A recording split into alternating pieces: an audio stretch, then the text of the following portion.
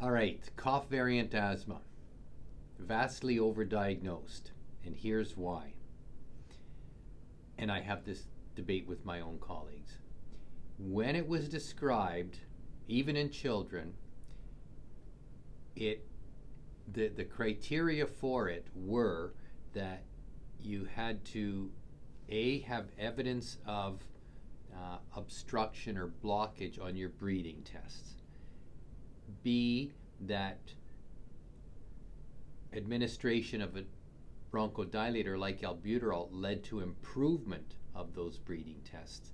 And C, that the cough resolved once you were put on daily asthma therapy.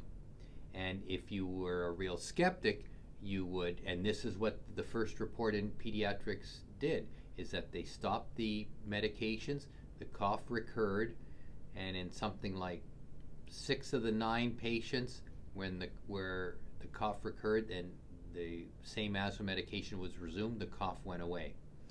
So obviously this was limited to school-age children who could perform breathing tests, and this we've known about since the early 80s. Now, a lot of preschoolers who can't do these breathing tests are diagnosed with cough variant asthma, which means it actually defies the original description or contradicts the original description, because the original description required demonstration of some change in breathing tests in response to medications, and these kids are generally too young to do it. So if you still think that, well, it can happen in the younger kids, yes, it can, but here's the lesson that I learned midway through my career.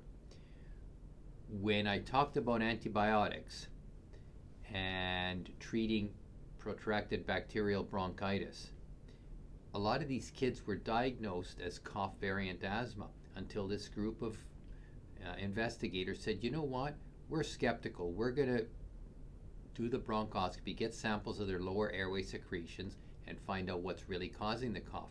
And lo and behold, they started to notice that a lot of these kids had bacteria down in there and white cells down in their airway that normally shouldn't reside there.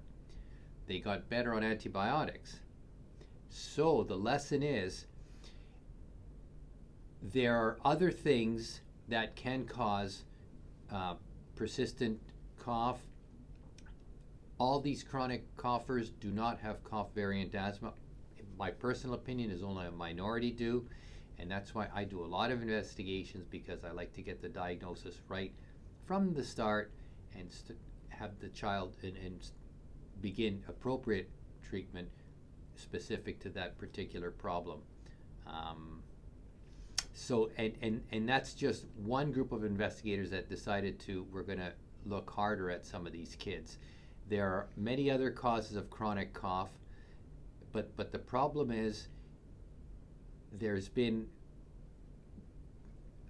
diagnostic and therapeutic creep of this term cough variant asthma. So because it was described initially in a group of school-age children where you could verify the diagnosis, it's been extended into younger and younger children, including some who started coughing in the first few months of life.